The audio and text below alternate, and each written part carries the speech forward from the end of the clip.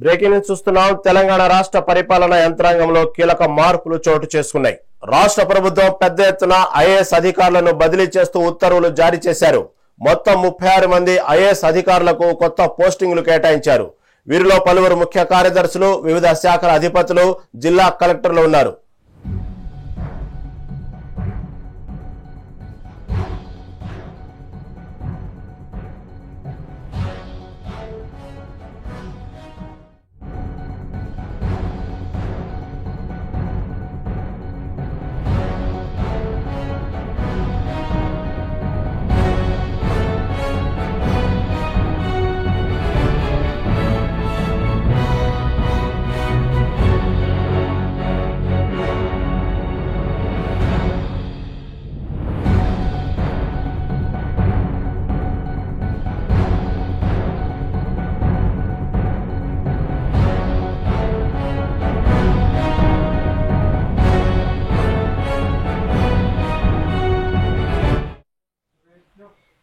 తెలంగాణ రాష్ట్ర పరిపాలన యంత్రాంగంలో కీలక మార్పులు చోటు చేసుకున్నాయి.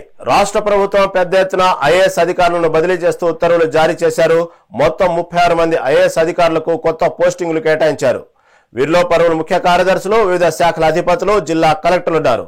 దీనిపై మరింత సమాచారం మా సీనియర్ కరెస్పాండెంట్ జగన్ లైవ్ అందిస్తారు.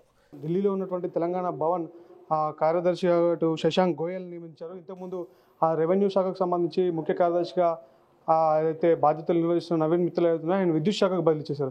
టీజీపీఎస్సీకి సంబంధించి ప్రియాంక అలను టీజీపీఎస్సీ కమిషనర్గా కూడా నియమించారు. ఇట్లా అన్ని శాఖల్లో ఉన్నటువంటి అధికారులను కూడా బదిలీలు, దాంతోపాటు ఇటు అదనపు బాధ్యతలు కూడా అప్పచెప్పారు. దాంతో జిల్లా ఉన్నటువంటి కలెక్టర్లను కూడా చేంజ్ చేశారు. ఇప్పుడు హైదరాబాద్ కలెక్టర్గా ఉన్నటువంటి అనుదీప్ దూర్శెట్టి ఏదైతే ఆయన స్థానంలో ఇటు హరిచందన కూడా దాసరి ఆమె తను కూడా ఇటు బదిలీ అయ్యి తాను కొత్త కలెక్టర్ హైదరాబాద్ కొత్త కలెక్టర్గా వచ్చింది. దాంతోపాటు జిల్లాలకు సంబంధించినటువంటి అన్ని జిల్లాల్లో ఉన్నటువంటి కలెక్టర్లను కూడా మారుస్తూ ఇటు ప్రభుత్వం అంటే కొన్ని జిల్లాల్లో ఉన్నటువంటి కలెక్టర్లను కూడా మారుస్తూ ప్రభుత్వం ఉత్తర్వులు జారీ చేసింది. అన్ని జిల్లాలు అంటే కొన్ని జిల్లాల్లో మాత్రము ఇటు మార్పులు ఆచార్య హైదరాబాద్కు హరిచందన దాసరి కలెక్టర్గా వచ్చారు. దాంతోపాటు టి విజయకృష్ణారెడ్డి నిజామాబాద్ జిల్లా కలెక్టర్గా వచ్చారు.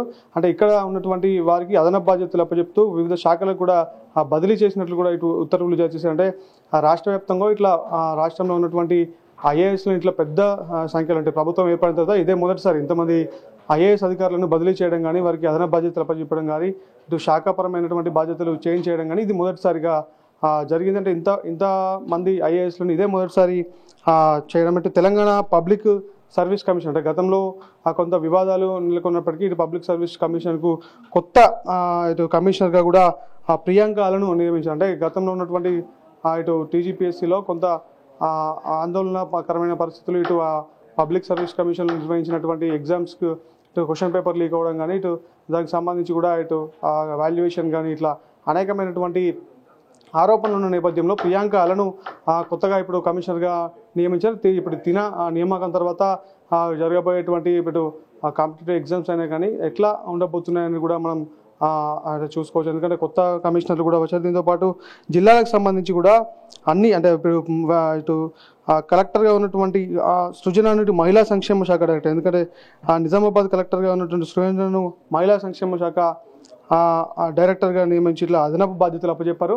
ఇట్లా రాష్ట్ర వ్యాప్తంగా ఉన్నటువంటి దాదాపు 36 మంది కలెక్టర్లను కూడా బదిలీ చేస్తూ అంటే కలెక్టర్లతో పాటు ఐఏఎస్ అధికారులను కూడా బదిలీ చేస్తూ ఉత్తర్వులు జారీ చేసింది రాష్ట్ర ప్రభుత్వం. అంటే ఒక్కొక్క శాఖను చేంజ్ చేస్తూ వారికి అదనపు బాధ్యతలు కూడా అప్పచెప్పింది. ఇట్లా గతం నుంచి కూడా కొంత ముఖ్యమంత్రి రేవంత్ రెడ్డి కూడా ఇటు ఐఏఎస్ అధికారులపై కొంత విమర్శనాత్మకమైనటువంటి వ్యాఖ్యలు చేసిన నేపథ్యంలో ఐఏఎస్ అధికారులు కొంత ప్రజలకు కట్టుబడి పనిచేయాలి, వారు ఇటు కమిషన్లకు కకృతి పడకూడదు అంటూ ఇటు బహిరంగ వేదికలపై కూడా కొంత వ్యాఖ్యలు చేసిన నేపథ్యంలో ఇప్పుడు దాని తర్వాత ఇట్లా పెద్ద సంఖ్యలో ఇటు ఐఏఎస్ల బదిలీ అనేది ఇటు రాష్ట్ర వ్యాప్తంగా కూడా కొంత చర్చ జరుగుతుంది. రహీం, దాదాపుగా 3 కొత్త మంత్రులు తెలంగాణ రాష్ట్ర ప్రభుత్వంలో కొత్తగా 3 కొత్త మంత్రులు ప్రమాణ స్వీకారం చేశారు. వాళ్ళకి శాఖలు కూడా కేటాయించారు, అయిపోయింది. కాకపోతే ఢిల్లీకి వెళ్ళిన తర్వాత ఏదైతే మిగతా 3 అభ్యర్థులు ఖాళీగా ఉన్నాయో దాని మీద చర్చించడానికి ఢిల్లీ వెళ్ళొచ్చారనే వార్తలు వచ్చినాయి.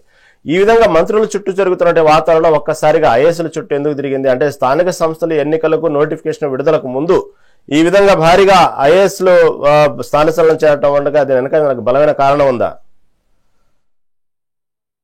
గతం నుంచి కూడా ముఖ్యమంత్రి రేవంత్ రెడ్డి ఐఏఎస్ అధికారులపైన కూడా కొంత వివాదాస్పదమైనటువంటి వ్యాఖ్యలు చేశారు. అంటే దాంట్లో భాగంగానే ఇటు కొత్త మంత్రులను కూడా కొత్త శాఖలు మంత్రులకు కేటాయించారు. ఇటు జిల్లాల ఇన్ఛార్జీలుగా ఉన్న మంత్రులను కూడా కొంతమంది ఇప్పుడు కొండా సురేఖను కానీ ఇట్లా మంత్రులను కొంత తొలగించే నేపథ్యం. ఎందుకంటే పార్టీ ఇటు కాంగ్రెస్ పార్టీకి సంబంధించి ఇప్పుడు రాబోయేటువంటి స్థానిక సంస్థల ఎలక్షన్లో కొంత కాంగ్రెస్ పార్టీ క్యాడర్ వీక్గా ఉంది. ఇటు ఏదైతే ఐఏఎస్ అధికారుల బదిలీ ఇటు ఈ బదిలీలు ఏవైతే ఉన్నాయో ఇవి కూడా కొంత ప్రభావం చూపవచ్చు అన్నటువంటి నేపథ్యంలో ఇట్లా ఈ బదిలీలు జరిగినాయంటూ కూడా కొంత చర్చ వినిపిస్తుంది. అంటే ఇటు పార్టీకి సంబంధించి అటు ప్రభుత్వంలో ఉన్నటువంటి అధికార పార్టీకి సంబంధించి ఏదైతే ఇప్పుడు స్థానిక సంస్థల ఎలక్షన్లు ఉన్నాయో వాటిలో కొంత మెరుగైన ఫలితాలు అందుకునేందుకు ఈ ఐఏఎస్లతో పాటు అధికారుల బదిలీలు కూడా కొంత ఉపయోగపడితే వాటితో కూడా కొంత లాభం చేకూరుతుందంటూ కూడా ఇటు పార్టీకి సంబంధించినటువంటి క్యాడర్లో కొంత ఏదైతే మాటలు వినిపిస్తున్న నేపథ్యంలో ఇటు కొత్తగా మంత్రులను కొన్ని సామాజిక వర్గాలకు సంబంధించినటువంటి మంత్రులను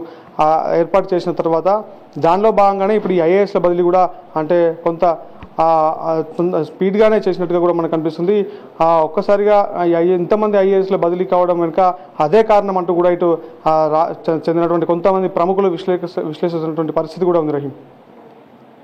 okay right Jagan, thank you for update.